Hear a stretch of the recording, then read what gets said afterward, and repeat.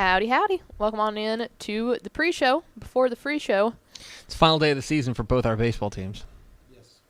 Oh, yeah. It's tough. Tough scene. No playoffs for you. Team got to do a little bit of being involved in district. Yeah. Did you watch? Okay. I don't want to. I watched every at bat but that one. Oh. Every Aaron Judge at bat but the one. Okay. And look. And even if you weren't trying to watch it, you were forced to because they kept breaking Right, in that's what I mean. That's why I know I watched them. Now, all. I do not Yeah. want to accuse Jesus Tinoco of anything. But that is an 88-mile-an-hour hanging slider over the middle of the plate, belt high, on a 1-1 count. That is as meatballish as you can throw without pitching underhand for Aaron Judge. I don't know. Maybe he just couldn't locate, but that was fed. I'm a busy guy. You guys know this. Yeah, I do know this. What a weird brag, but okay. I open this as a segue to, do the other records now not matter? The records that we grew up on, like I remember the Sammy Sosa, Barry Bonds, Mark McGwire, like the home run slugfest that were they were so exciting. This Aaron Judge one seems less exciting because no one else is even close, but like those records don't mean anything anymore, right? That's what we determined. That's what everyone's telling me, but like I was there. Like I saw Barry Bonds hit 73 homers. Like that's the most homers anyone hit. Never failed his rug test. But we, as a society, have decided that they don't matter because we're breaking in on this. It's very like we'll tell you what to think here. I'm fine either way. I'm not going to get caught up on it. I think Barry Bonds is the home run king. I think he hit the most home runs. Like this isn't like, who threw the fastest pitch? Like, did Walter Johnson actually throw the fastest pitch? Like, maybe he did. We don't know, but like, For me, I guess I enjoy going to baseball games. I'm not a casual. You're there for the beer, basically. Yeah. And the mozzarella sticks. I didn't know they had those at baseball games. I've never had the baseball mozzarella stick either. That sounds epic. I get a hot dog. Okay, you're there for the hot dog. But I would say that I didn't find this as exciting because it was forced to see every single at bat that Aaron Judge had. And I get it, but from just a casual fan, like if I would have gotten on Twitter and saw he breaks the record, blah, blah, it would have been like, oh, cool. I would have watched the entire clip. But at this point, I was like, well, gosh, we were going to do this for 15 more games? Are you ready for an everybody sucks but me comment? Everyone sucks in this conversation, okay?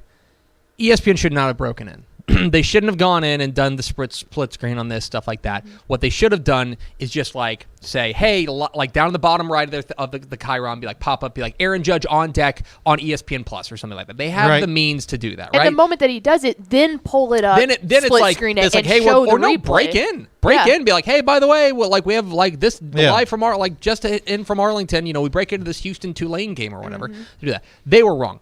Also, y'all gotta chill. If they're going split screen on something, you're still watching the college football game. Like, I promise you will be okay. But everyone acted like this is some sort of federal case that Here's why. I got a theory on this too. Leave the audio for the football game. Yes. Right? They went audio baseball game. That's fair. And you're sitting there. If they would have left exactly audio football game so you could kind of know what was going on, I think it would have been better. I mean, you could see we have made great strides in going split screen. I think like if you watch baseball games like on Bally Sports Southwest, like they will do like little ad breaks like between the guy will like ground out to first for the first out, be like now a word from whoever, and then it'll be like a little 10-second commercial, then back to it. Right. But that's the thing. But it's not quick either. An at bat is not a quick 30-second or less break in. It was legitimately a minute, 2 minutes. It felt like. It felt like forever. I think everybody really wanted to be upset. Boring I was fine audio. with it, but I was really tuned into. I mean, TCU was putting a butt whipping on OU. Yeah, TCU and was you'll putting be a butt whipping on OU. You're still watching the game. It's still there. Like for example, you're an AEW fan. Dynamite tonight. MJF's wrestling. Oh, tonight. On Dynamite, I think he's got. Yeah, well, we were talking about my theme music, and I took Orange Cassidy's theme music now since he doesn't use it anymore. Where is my mind from? That's my now my theme song. But they do that. Because it used to be if you would watch wrestling, they would go to commercial and it would just be like the match is still in the middle of the match. And now they're still doing it, but they're split screening it with the ads, which I think we've made great strides in that space. I still fast forward. Ooh, Ooh. Because I don't watch. You don't watch it live? I don't watch anything live. You don't watch anything? What's the last time you watched live? I even pause the football games to go back to them to fast forward past. So I'll watch multiple games. The only thing I'm watching live now, and it pains me, is Amazon Football Thursday because there's no way to not watch it live. Yeah, they've got to fix that. If I'm not at a high school game, which I do watch those live. But yeah, I'm mostly recorded at this point. I'll watch some college football live. I'll watch some NFL. No, I watch the NFL live because I'm also not like locked in on it. I'm very anti. NFL is background noise for Sundays. Like that's the best way to do that. Okay. I'm anti-commercial and I'm anti-red lights. Those are the two things I just don't want. I have another point, but that's an ender. Hit the theme music though. Pickle. Hit the arrow sign.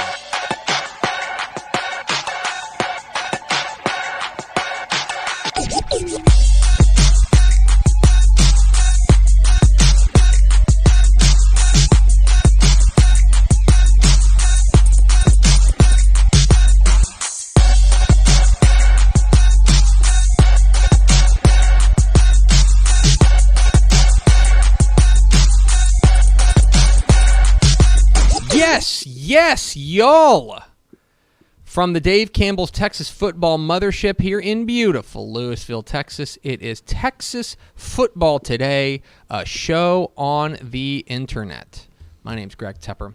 I'm the managing editor of Dave Campbell's Texas Football magazine, texasfootball.com, a corresponding website. Thank you for spending part of your day with us, whether you're watching us live, texasfootball.com, Facebook, YouTube, Twitch, Twitter, all the places, or you listen to us on the podcast, which you can subscribe to on the podcast vendor of your choice. Either way, thank you for doing your part. Support your local, mediocre internet show. I am sitting over there at the helm today, making us sound good. She is the Duchess of the Dorks. She's Ashley Pickle. Hello, Ashley Pickle. Howdy, friends. Whoa. Howdy, friends. Hi.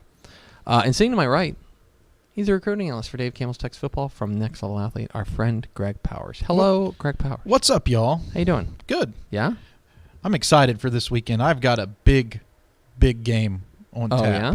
Where are you going? Waxahachie versus Duncanville. Ooh, nice. Oh, that's a big game. I like to take photos of recruits, while I'm at the games, but now I'm like trying to have to prioritize for this game because there's so many recruits. so many recruits in this game. Yeah, that's big doings there, Waxahachie and Duncanville. Today is Wednesday, October 5th, 2022. 50 days until Thanksgiving. Holy I'm going to say that again. Goodness. 50 days until Thanksgiving. We've almost made it. Happy birthday to both Chester A. Arthur and to TikTok star Christy XIEE. Oh, you're a big fan of hers. Oh, yeah. Or Lizzie U, Instagram star. Or Sarah Shower, Instagram star. What? And Chester Arthur. I'm very interested to hear what the qualifications are for Instagram star. You're on famousbirthdays.com. Okay, that's fair. And you're listed as an Instagram star. There you go. I guess that's it. YouTube star. Why make it more complicated? For example, today is also the 10th birthday of Claire Crosby, who is a YouTube star. Oh, my. See, I wonder if I'll ever know these stars. No, you won't. I've given up. Did I? I now know as much as I'll ever know. I watched it's no vacancy. The Netflix special about the GameStop stock. Ooh, I haven't watched it. And is it good? They're referencing. Yeah, it's pretty. It's like one of those background noise while you're writing type of things. But they're like YouTube stars who these people follow religiously that I had no idea even existed, and they're like a big deal. I had no idea. Are we YouTube stars? I don't think so. I mean, we are to each other, but are we YouTube stars compared to these folks? I don't think we have enough subscribers. I would rather claim being... See if your birthday's on there. Let's see. I would rather claim being a YouTube star than a Facebook star because, No, you type in Tepper and you get a YouTube star named Chad Tepper. Social media star who became a popular member of the popular group Team 10 in 2017. He has 1 million subscribers on YouTube. So, Cousin Chad.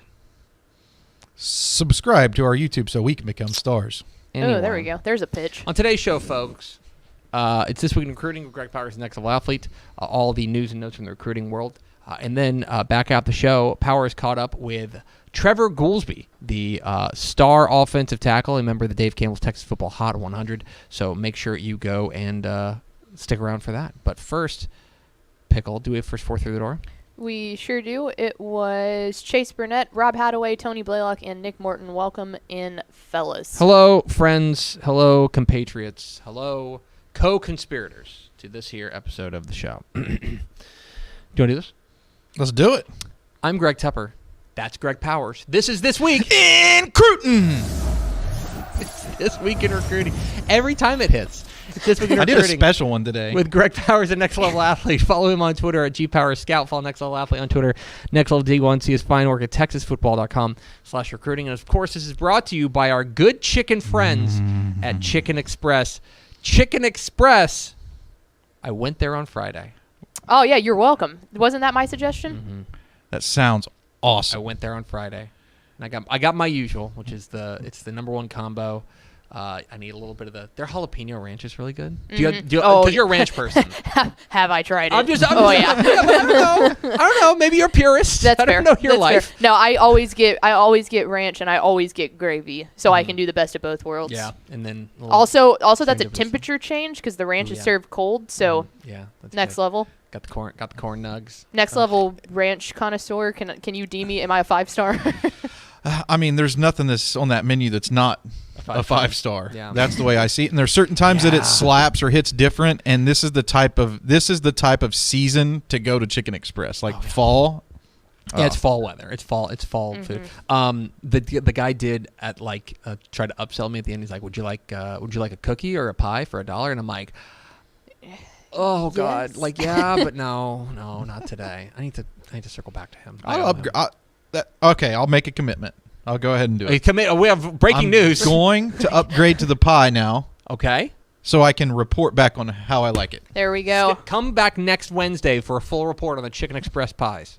Or the Wednesday after. One of the Wednesdays. It's going to happen at some point. It's This Week in Recruiting with Greg Powers and Next Level Athlete. Let's start with our prospect on the rise. Our prospect on the rise, we're going down to the Houston area to Richmond Foster to talk about their safety/running back, Ashton Ojaku, who has been spectacular to start the year. He's got big new offers. He's already got offers from places like Houston and SFA and Army and Incarnate Word. He's added offers from places like UNLV, Vanderbilt, Yale, Texas Southern, and Holy Cross.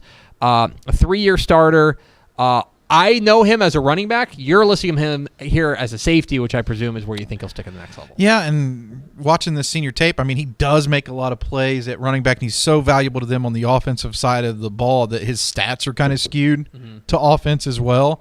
But I think his highest upside in college may be safety, and I really enjoy that he's kind of taken off in recruiting because I think he's the best football player on Richmond Foster's team. I'm going with. I think he's the best overall. I think he's our most important piece right now. They've got some really good defenders too. Yeah, and I want to see him, have these opportunities. So now he's got a couple of P5 opportunities in the bag with Vanderbilt, and then I categorize Houston as P5. I guess that's okay, right? Oh, yeah. Like we're saying Houston's P5 now.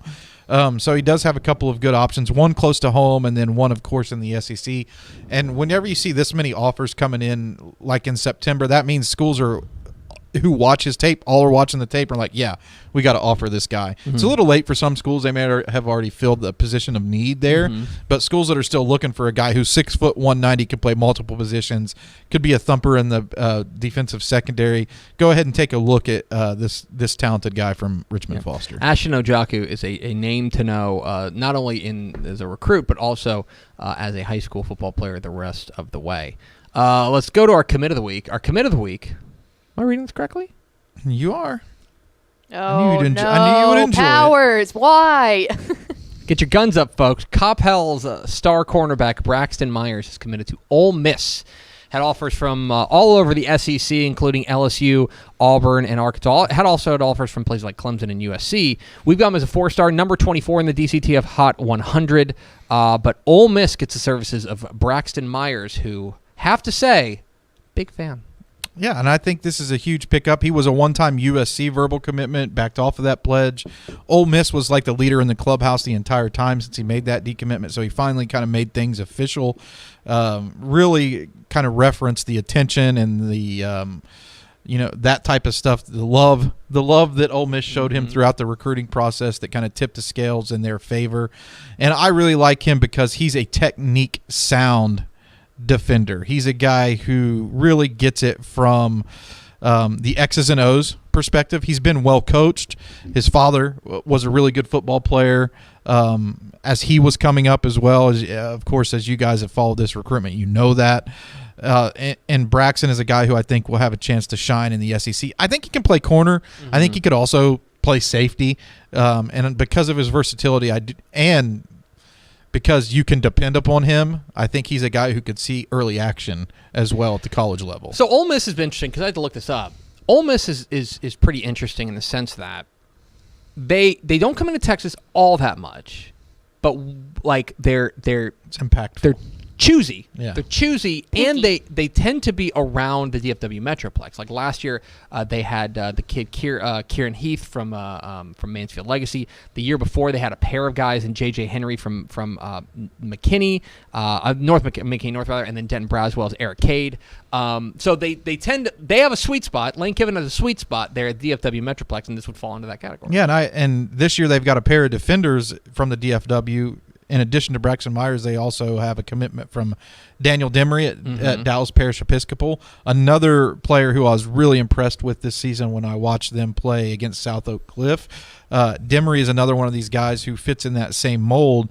He is a team leader. He makes the defensive calls, and he's very dependable. So I think they've done a really good job. And, of course, they've got, like Zach Evans on their roster right now who's making waves. And I think Ole Miss is going to continue. I think Ole Miss has a chance to be good in Texas every year, and you can look back to see some of the success they've had in the past. The name that always jumps to the forefront of my mind is Greg Little. Yes, of course. Yes. I feel like I know that name.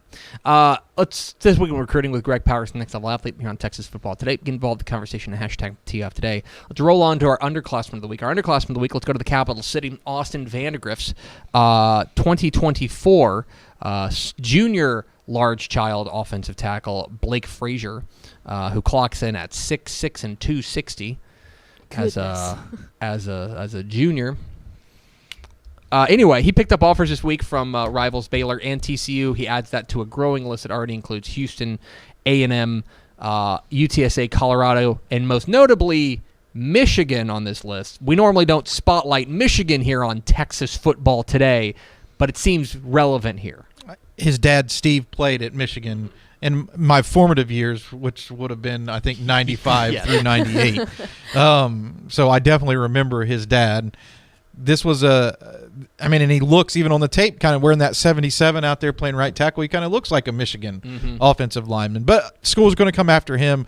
Austin Vandegrift has a very talented offensive line. They got Ian Reed playing left tackle, who's committed to Clemson, and now they got Frazier playing right tackle, who could with A&M, Michigan, some others really coming after him. I think that he's going to have a chance to kind of pick what school he wants to go to. Why I like his overall upside as a recruit, as he has the frame to develop into a complete monster. I mean, he's long, lean. He doesn't look too skinny on tape. He's strong enough to push guys around and bully guys around, but he still has the developmental upside to add another easy 30 to his, maybe 40 to his frame.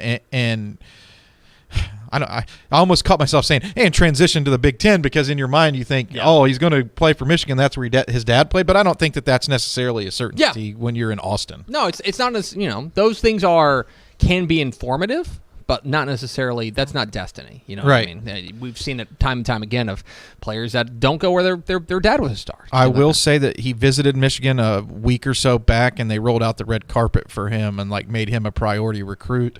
And so he's already been on a visit up there, and he said it was pretty cool kind of walking through his dad's hood, I guess, Yeah, I suppose it's pretty cool. You're an Ohio State. You grew up as an Ohio State fan, though, right? So you don't think that's pretty cool? I don't root for any teams. We'll round it all out before we get him in trouble. We'll round it all out with our recruit of the week. Our recruit of the week is Spring Decaney's 2023 wide receiver, Jonah Wilson. He's our recruit of the week because of what he's not doing anymore, which is being committed to Texas. He decommitted from the Longhorns this week. He is having a very strong year down there at Decaney. He's got 16 scholarship offers. Places like Houston, Arkansas, Ohio State, LSU, and Baylor on the list. But this is a guy who is now open for business. I wouldn't rule out Texas to get a recommit, but certainly the Longhorns got to be feeling like they're in a weaker position than they were before this. And I guess in state, a school that I'm watching pretty closely is Houston. And this, he's taken a couple visits there. They're making a strong push for him. As a matter of fact, they do pretty good. The Cougars do pretty good in Decaney in general. Mm-hmm. So that's one that I'm really have my radar up for the Houston Cougars in this battle. But he has other options as well. Be interesting to see where this one goes. I think this one kind of caught Texas fans, recruiting analysts unawares a little bit. This was kind of a surprise. A couple weeks ago he had a game where he was going against there were a couple of Texas recruits, and a lot of the media was down there. He had was throwing up the hook 'em and everything after the game. It didn't take long for that to unwind. It always begs the question in my mind when you talk about recruiting, how much do these guys really know at that time? Are they, was it in the back of his mind?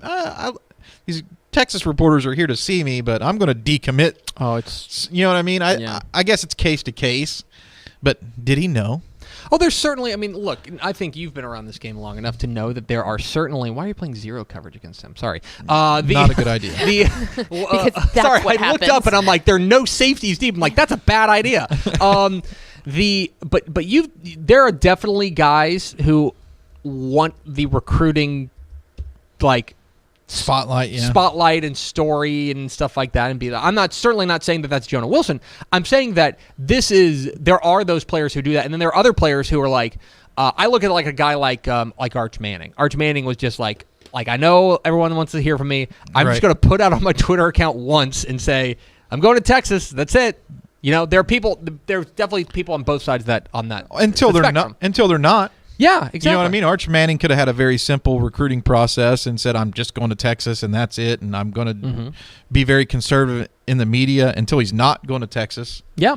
You know what I mean? If that were – I'm not – So not getting Arch Manning rumors started here. I'm just saying – What, do I need to hit the breaking news? No, there's no – you don't have any inside information. There's no inside information behind that. I'm just saying that because he didn't – play up the process in the media doesn't mean that he's a certain lock, right? Things can change. Your quarterback coach can get an offensive coordinator's position, can get a head coaching job somewhere else, and that completely changed the game in a big-time player's recruitment. It's a little bit too early to tell, even though early signing period on December 21st is coming.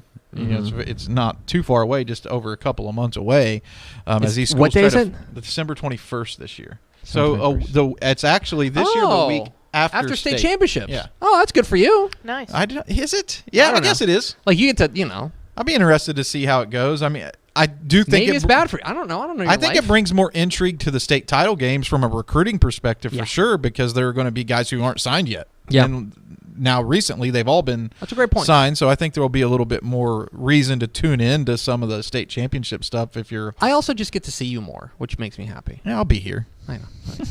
Greg Powers, Next Level Athlete. Follow him on Twitter at GPowerScout. Follow Next Level Athlete on Twitter, Next Level D1. See his fine work at TexasFootball.com/recruiting. Stick around. I need you to introduce the next segment. I'll be here. We're Texas Football Today. We're here every weekday at noon on TexasFootball.com, talking football in the Lone Star State. You can follow us on Twitter at DCTF. Like us on Facebook, Facebook.com/Dave Campbell's. Follow us on Instagram, Instagram.com/Dave Campbell's. And, of course, see us at TexasFootball.com. Oh, Mademoiselle Pickle. Dave Campbell's Texas Football and Parker University recognized 10 high school football athletes who made key plays, leading their team to the win. Each week we review film, stat lines, and top plays to find the player with the game-winning decision of the week, presented by our friends at Parker University. This platform includes a game ball, a presentation, as well as a $250 check to support the school's athletic program. And this week we have quite a whale of a game-winning decision.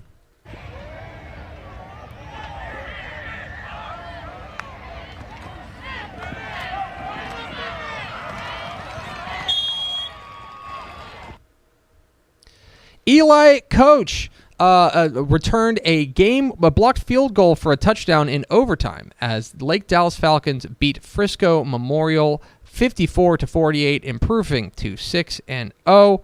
And Eli Koch is from Lake Dallas is this week's recipient of the game-winning decision of the week, presented by Parker University Sports and Performance Center and Synapse Human Performance Centers. Congratulations to Eli Koch of Lake Dallas High School.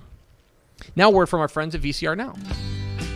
Born and bred in Texas hits a little different, as it should. Texans love doing business with fellow Texans. VCR Now takes its Texas roots as seriously as its many partnerships with schools and universities around the state. It's also why we're so proud to promote our brand in the pages of the Texas Bible, Dave Campbell's Texas Football, and on the airwaves of Texas Football Today.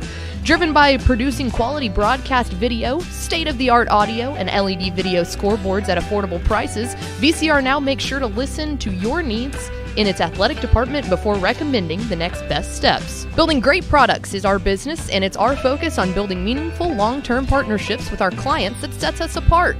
From our 24/7, 365-day help desk, the training lab in our hometown of Red Oak, or our sports marketing business plan that puts money back in the hands of our athletic departments we support, VCR Now is built to last. Reach out to us today at info@vcrnow.com or by calling 855-GO-VCR-NOW. Again, that's info@vcrnow.com or by calling 855-GO-VCR-NOW.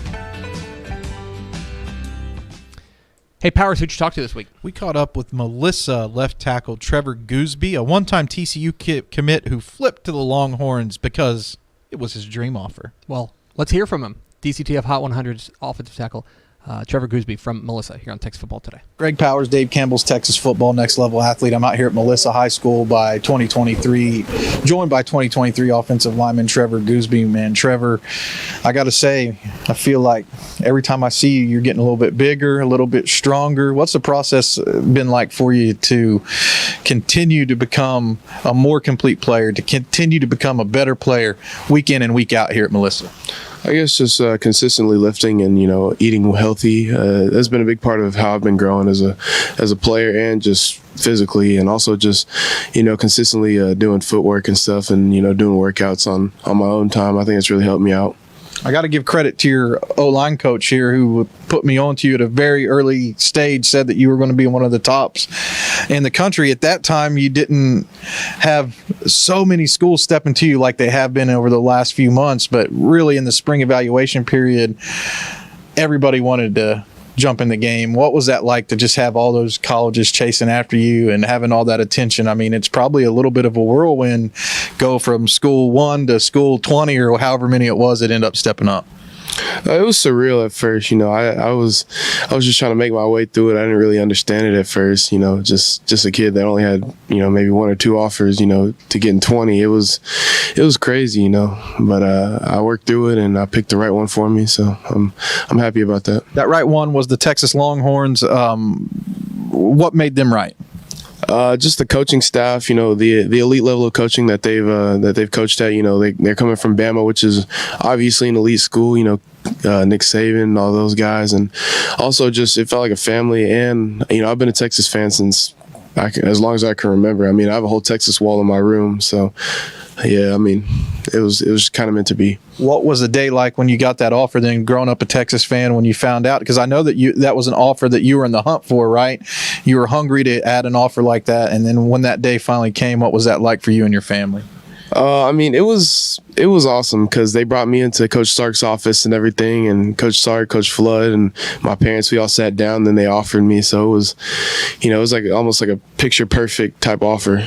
So. I think a lot of attention gets put on the Texas Longhorns program this year, especially too because of the Arch Manning commitment. They're a national recruiting program.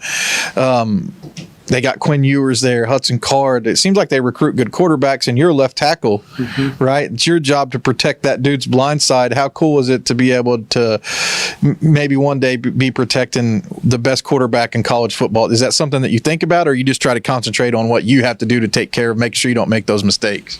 I mean, I've thought about it for a little bit. It's kind of like the cherry on top for me, Obviously, coming to a good school with, the number 1 quarterback in the nation it's awesome. But, I mean, just going to Texas in general is awesome, with the coaches and stuff. Concentration, I feel like here at Melissa is going to be try to win a state ring, right? That's what your goal is when you get here every day. It's what your goal is when you line up on Fridays. What steps do you feel like the team has to take from right now where you are assessing yourself, your teammates at this part of the season? What things are you trying to work on to reach that goal at the end of the day? I mean, obviously playing the game is very important, physically going out there and beating opponents. But I think one of the biggest things is just having that winning mentality and, building up leaders. And, we need people leading and stuff like that because player-led teams, they're always the ones that make it far. So it starts in the trenches here, and you're not the only guy. Why don't you talk a little bit about some of your teammates that are your hogs in the trenches with you week in and week out? Is there anybody that you feel like is going to be maybe possibly following you on to a school like Texas? Who are some of the young pups that we need to watch out for? Definitely Owen Hollenbeck, class of 2025. He plays right guard now. He played right tackle as a freshman. He started as a freshman. He's the guy that we definitely need to be watching out for because, he already looks like a Power 5 D1 lineman. So. Any advice to some of those guys that have to go through the recruiting process? You went through a very unique recruiting process, I feel like here. Is there anything that you would tell your teammates or maybe even other recruits who aren't at Melissa that would watch this what advice may you give them? Probably just staying patient and just keep working hard.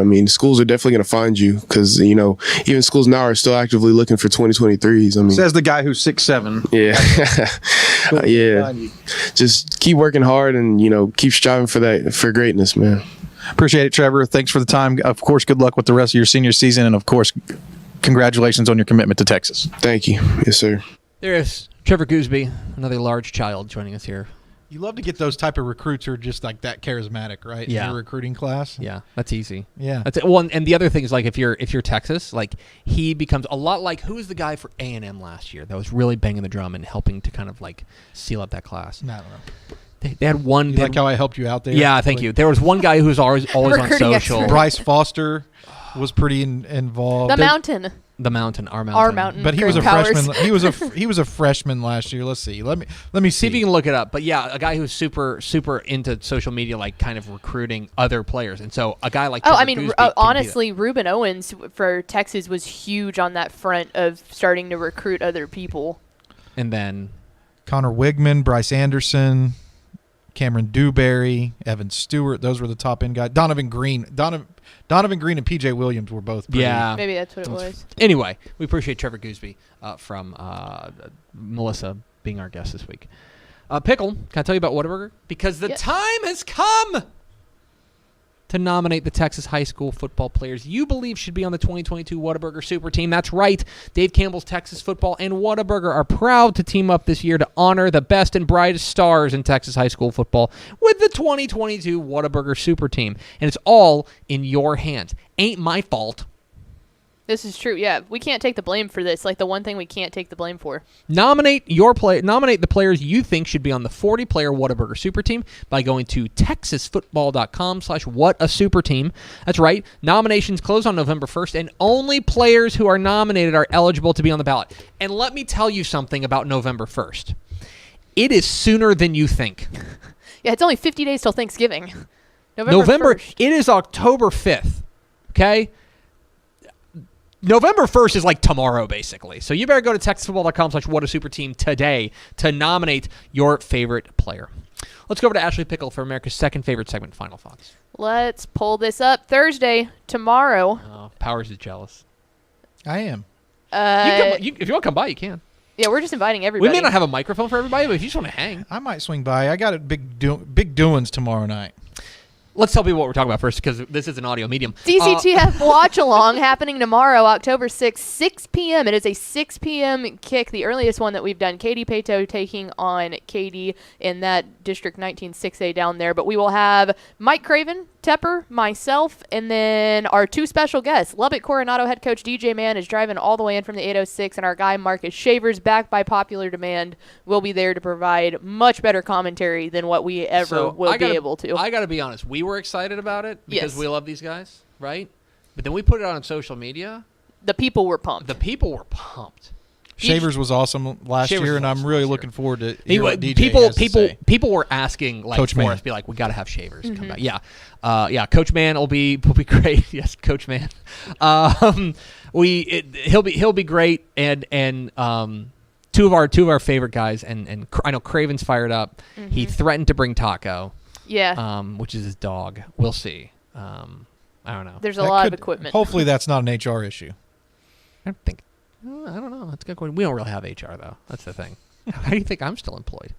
That's going to do it for us. Thanks for spending a little bit of your day with us. Follow us on Twitter at DCTF. Like us on Facebook, facebook.com/Dave Campbell's. Follow us on Instagram, instagram.com/Dave Campbell's. And, of course, see us at texasfootball.com. Thanks again to Melissa's Trevor Goosby for being our guest. For Greg Powers and Ashley Pickle, I'm Greg Tepper. Vince Young, please come get your Player of the Year trophy. We will see you tomorrow for our Giant Thursday show. Still doesn't have a name on Texas Football Today.